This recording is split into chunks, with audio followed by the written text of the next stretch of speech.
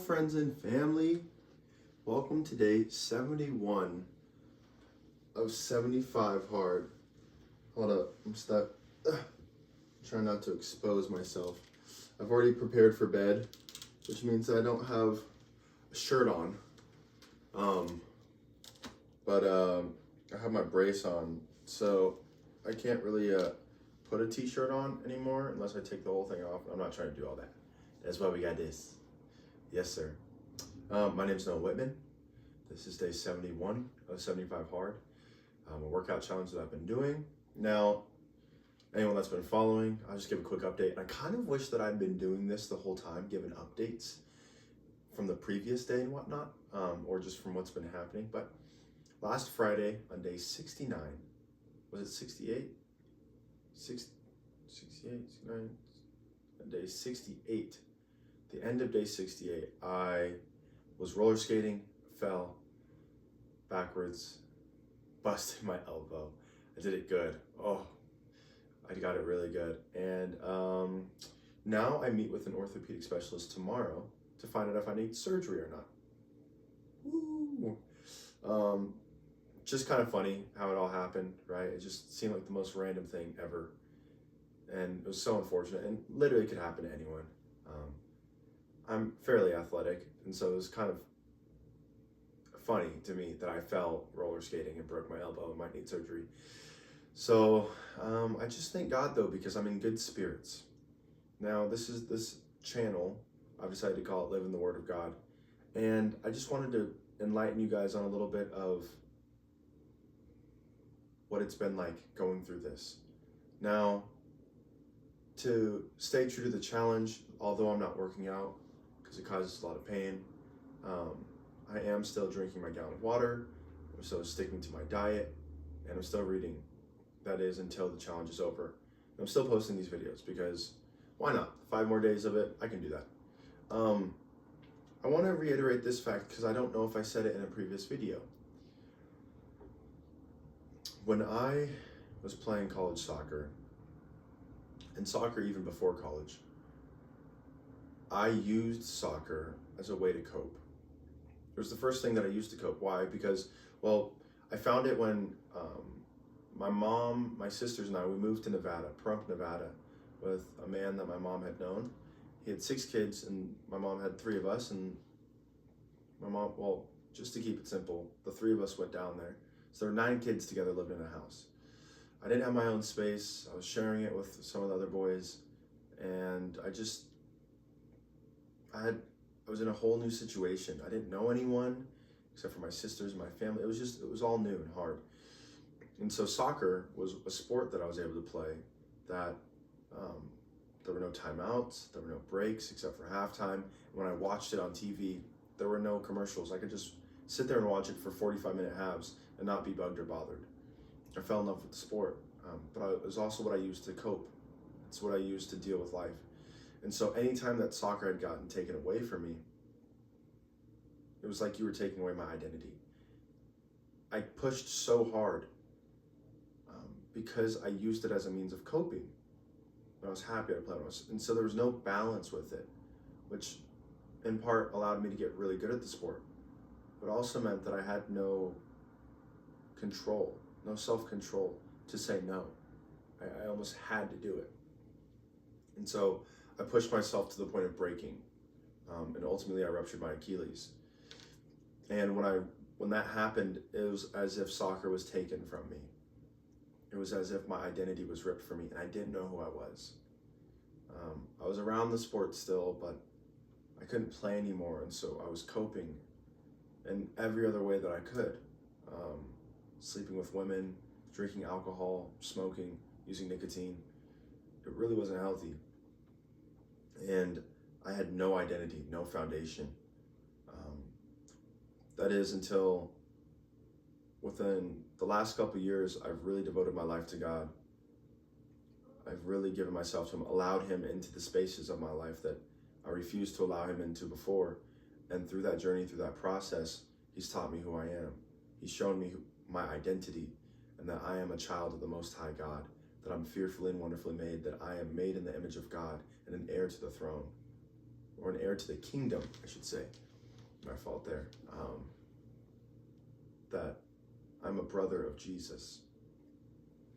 And so it's wonderful knowing your identity, because it means that, I apologize if I misspoke. I'm sitting there thinking about what I just said about being a brother to Jesus and an heir to the throne.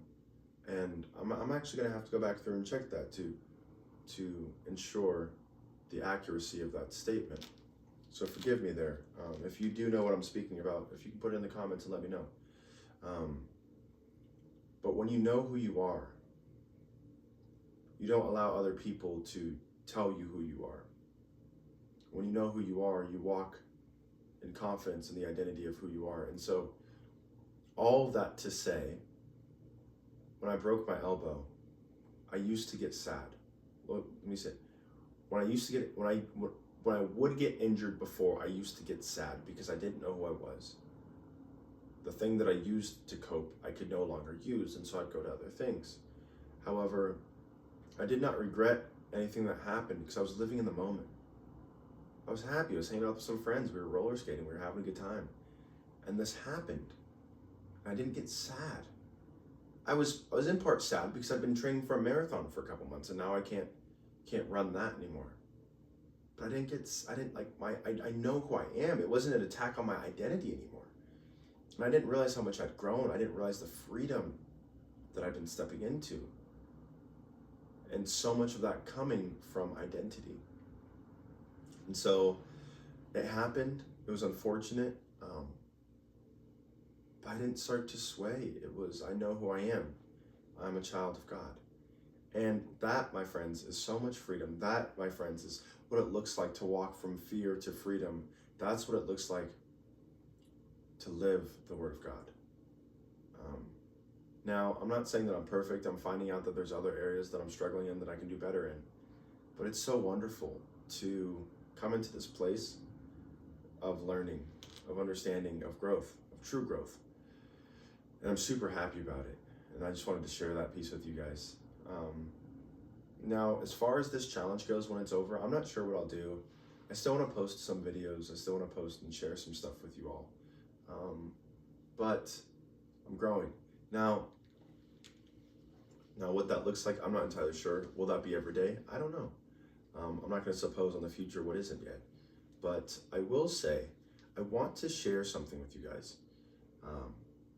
I woke up Saturday morning, like 6 a.m., 6:15 in the morning.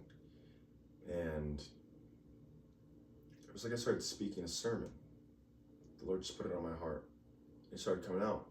And I want to share it, but give me a moment. My phone is in my room. And again, I don't edit these videos, I just post them. So you're gonna get the downtime of me walking to my room to get my phone and coming back. So forgive me, but I'll be right back, my friends.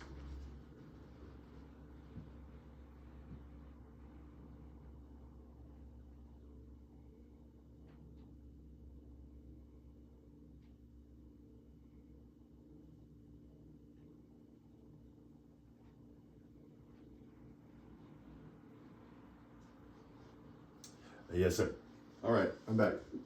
On a random note, I just got some new do-rags. They're pretty sweet. I'd always wanted some and I never bought them, but now I got them. So I guess the chest is gonna be out.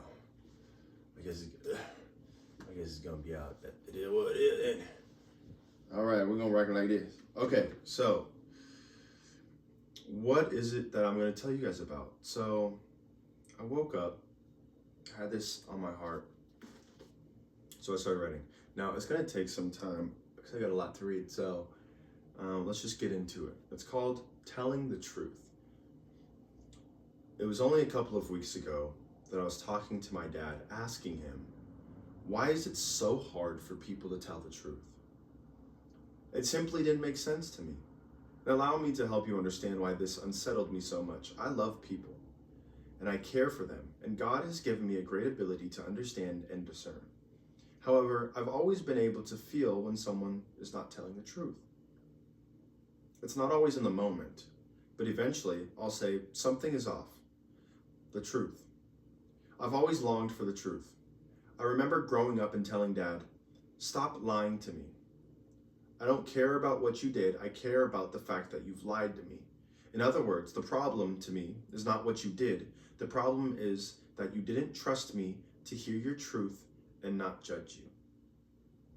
The problem is you don't trust the relationship that we've built enough, and you fear that telling me the truth means I'll leave you. The problem is no longer the problem, but has now become what you think I'll think if you tell me the truth. Isn't it interesting how we can spend so much time with people, but not have much depth in our relationships? I'm understanding that we often rob people of the opportunity to prove themselves because we're afraid that what we think they'll do is right. So we make the choice for them. I wanted to ask you for help, but I know that you're busy. Or I was going to tell you the truth, but I know you wouldn't have liked it. Like the scene from A Few Good Men, you can't handle the truth. The truth. Why is it so hard for people to handle the truth? I could go into the psychological reason pertaining to someone's traumas they've endured, which has caused them to act the way they do. In other words, their behaviors are learned. But I'll continue with what I've learned through prayer, conversation, and self-examination. In that same conversation with my dad, he said, "How can you expect people to tell you the truth when they can't even tell it to themselves?" Fascinating. To reiterate, I don't have a problem with the problem. I have a problem with you lying. And let me make this clear. The problem is still a problem, but I care more for the truth.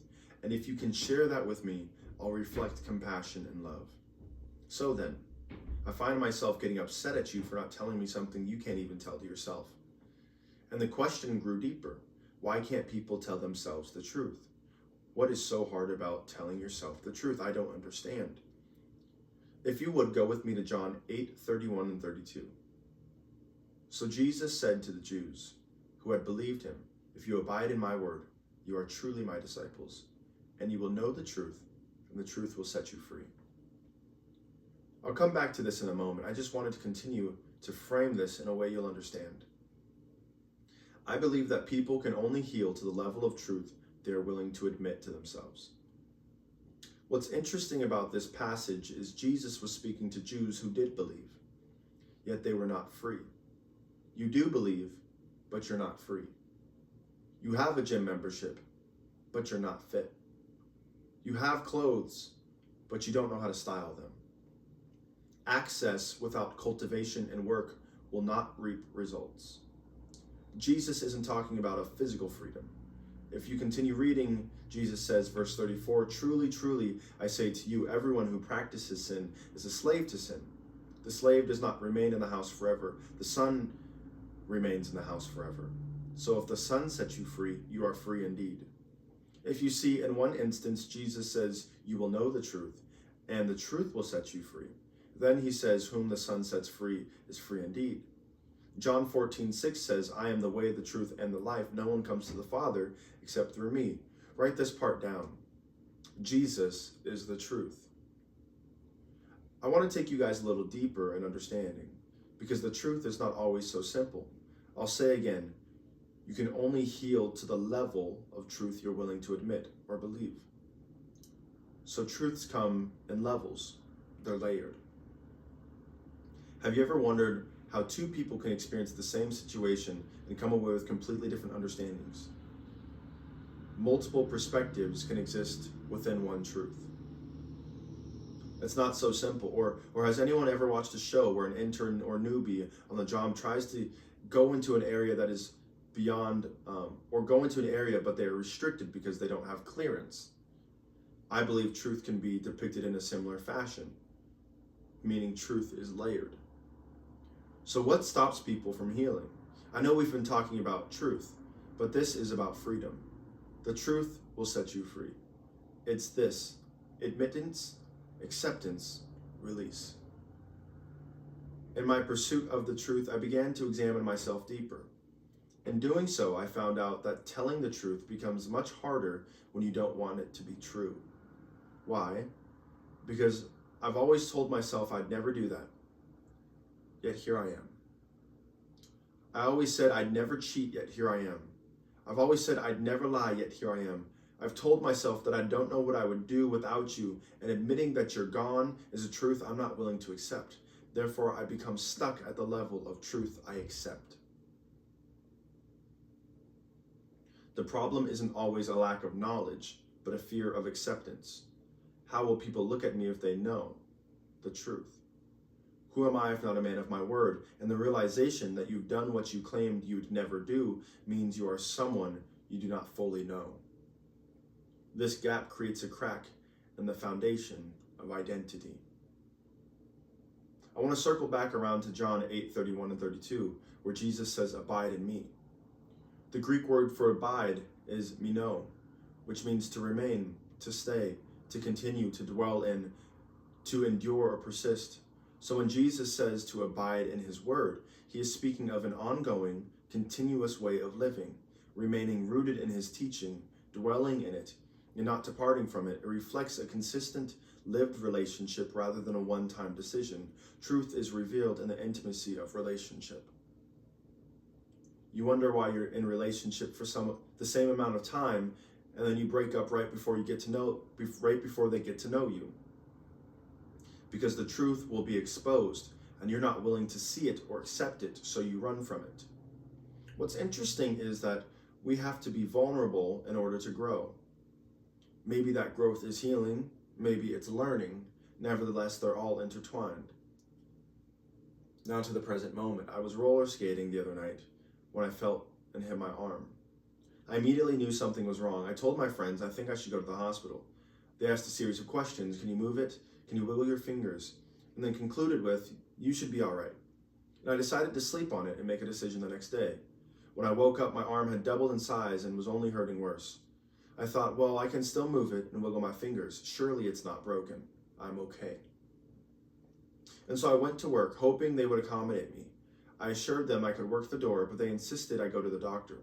I told them, but look, I can move my arm and wiggle my fingers. Do you think it would be broken if I could do this? But they insisted, and only because of their genuine concern and my want to work did I go to the doctor.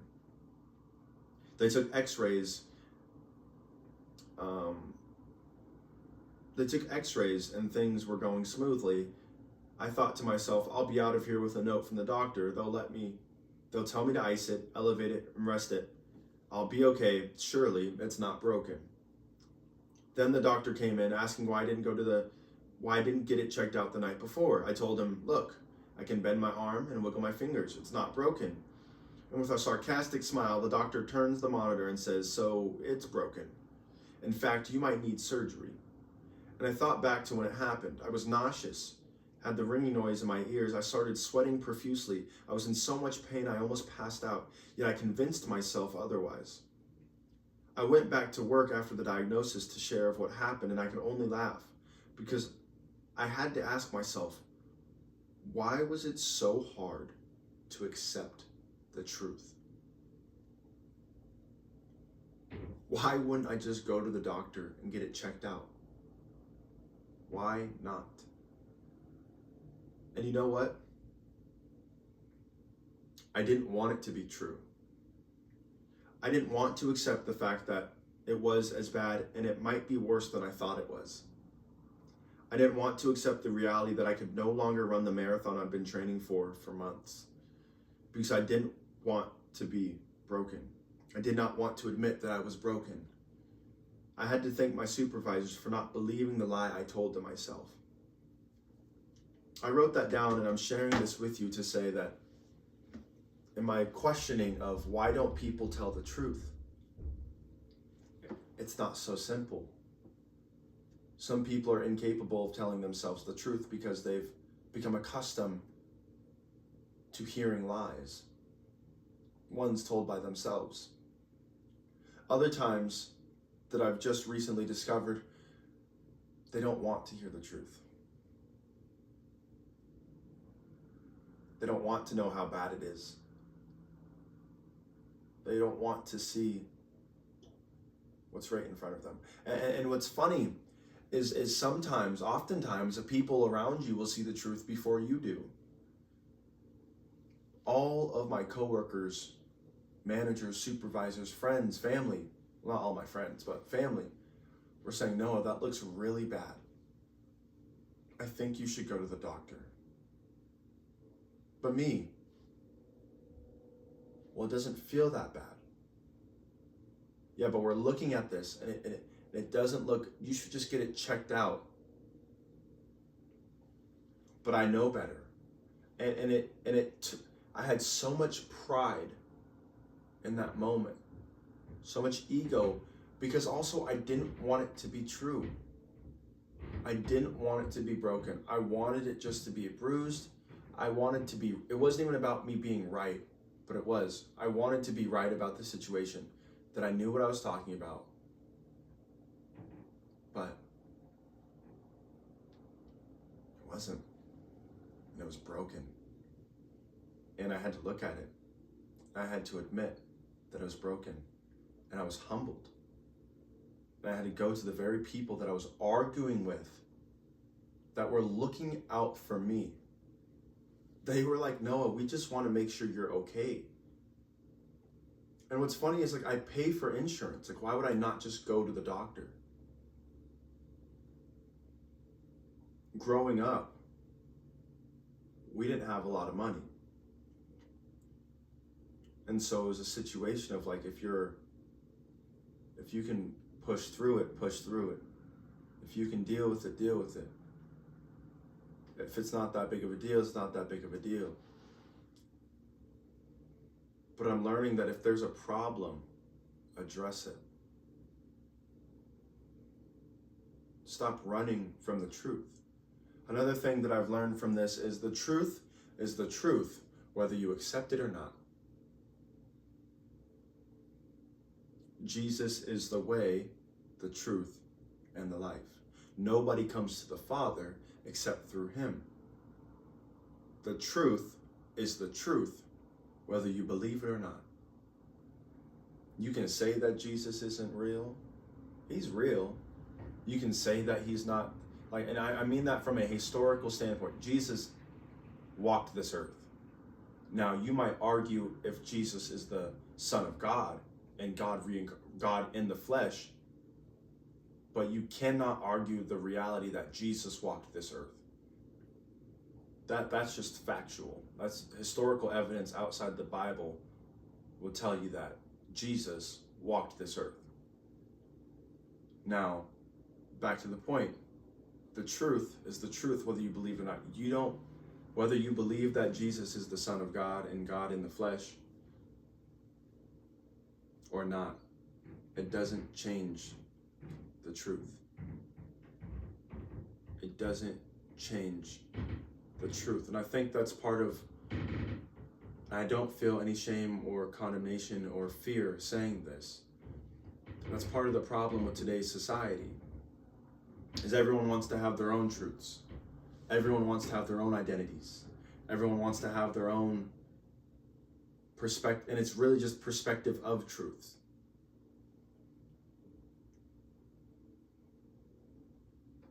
And yes, I called it a problem because all it's doing is creating separation. Everyone has their own little corner, their own little thing that they can shrink into and be and hide. Social media, everyone's is tailored to them. I go to the gym with my brother. Everyone has their headphones in. Nobody's talking to each other. It's not a social space, but it's like, it can be. It can be a place where we come together and you're working out to make yourself better. I'm working out, and this can be a happy environment. I get that we don't have to talk the whole time, but we can encourage each other. It can be that. It doesn't have to be, don't talk to me. But the world that we live in is people are maybe not intentionally, but they are isolating themselves and then complaining about being alone. It's a problem. It's a problem with today's society. Is we lack community. We lack commonness because we're misaligned, because we can't agree on the same truth. Everyone has their own perspectives. And that's fine, but what happened to the days of agree to disagree? I still love you. I still have your best interest in mind. What happened to that? And so in my pursuit to understand truth, I've been learning some things. Like, why is it that no matter how hard I've tried, to giving up the relationship with porn, I'm just going to go straight there and speak about it. I've made tremendous strides. And where I was last year to where I am this year, where I was a couple months ago to where I am now, I'm doing so much better. But I still fall sometimes.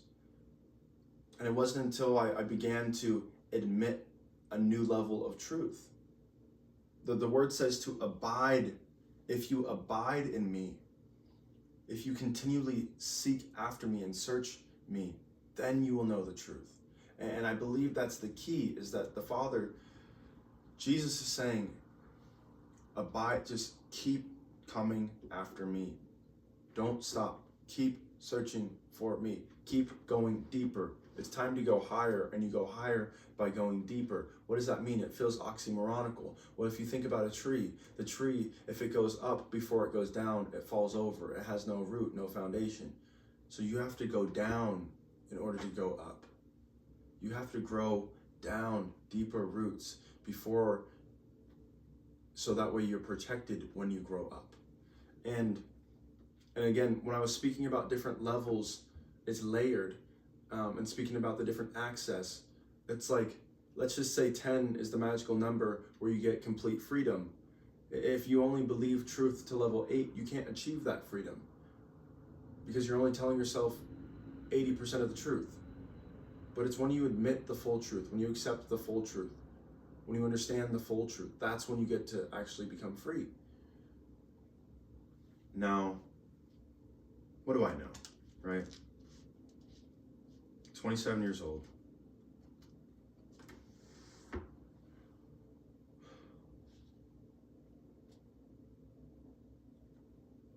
The Lord put on my heart to write this book. What book? I'm writing a book about, and the working title or part of it is From Fear to Freedom. From fear to freedom. I thought originally it was about me playing soccer again, and the fear of getting hurt to the freedom of playing. And in part, it was a little bit about that. But then I understood it to be the fear of letting go and the freedom of living without it, which tied into a bigger picture of identity. But then I understand that walking in freedom, Galatians 5:1, for Christ sets us free for freedom's sake. I understand that walking in freedom is a little bit, I'm like second guessing myself. I'm fairly certain that it's Galatians 5:1. Titus, Timothy. It's just like really hard because I can only use my left hand. I'm right-handed. Yeah, for freedom, Christ has set us free. Stand firm, therefore do not submit again to another yoke of slavery. I knew it. But the book about freedom. And now I'm like, okay, I've been walking free, but there's still areas that I'm bound in. And it's like I've been freed at levels like 1 through 7, 1 through 8. But now I'm learning deeper levels of trauma, deeper levels of healing that need to happen. And it comes by continual search, a continual investment to continue to abide in the Father. Abide in me and I in you. So I don't think that there is an age that constitutes wisdom. This is not me tooting my own horn. This is me simply giving praise to the Father who entrusted me with the ability to write and gave me the content of which to share. It's a reason why I can't brag about none of this, for real. So, God gave me the ability to write. He gave me the stuff to write about. And told me when to pay attention. I'm gonna brag about that? That doesn't make no sense. What did I do? I practiced writing. And I was obedient in writing when he told me to. And now I'm gonna take credit for that? No, I'm not that smart. Hear me. I've learned a lot, I've studied a lot. I think that I'm a smart guy. But I'm not that smart. I can't tell you why the wind moves. I can't tell you why the ocean stops at the shore. I can't tell you why the stars sit in the sky. I'm not that smart.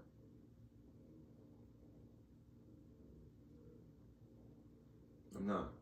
I can say God, but that's not an answer that suffices or is sufficient. And so I remain in that position where I've learned a great deal because the Lord has revealed it to me. And it is my responsibility to write down and to share what He's shown me. So I just, I'm excited to do that.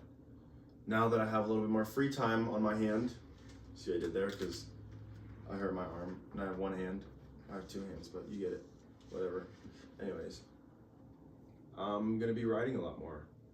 I believe that the first part of the book, at the beginning of this challenge, the Lord gave it to me, speaking about, well, I'm not going to share it with you guys. How about that? But that will be for the first part of the book, and He's revealed to me the last part now. And now my job is to write it out. It'll be a process, it'll be a journey, but we'll get there. Yeah, guys, glory be to God. Glory be to God. If you guys have any questions for me, please share.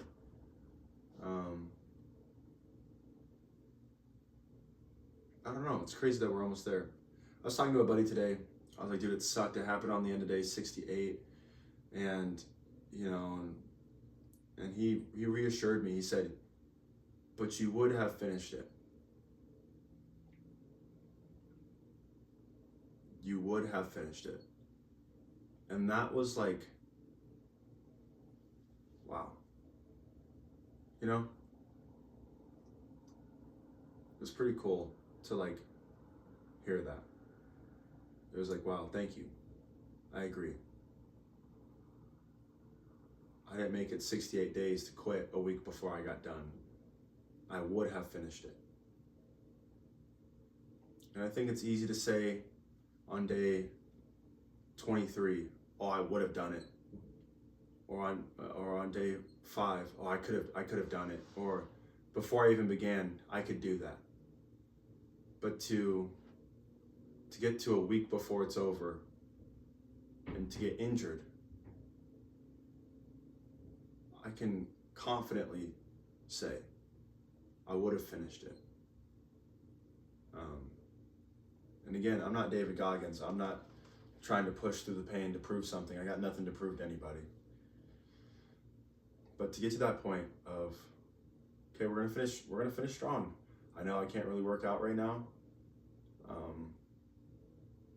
And there's gonna be some hardcore people that maybe see this like, you could have, whatever, literally whatever. But to get to that point of like 1 week out and I'm still drinking the water, sticking to the diet, it's pretty cool to get to this point and be like, man, let's just do the best with what we got left.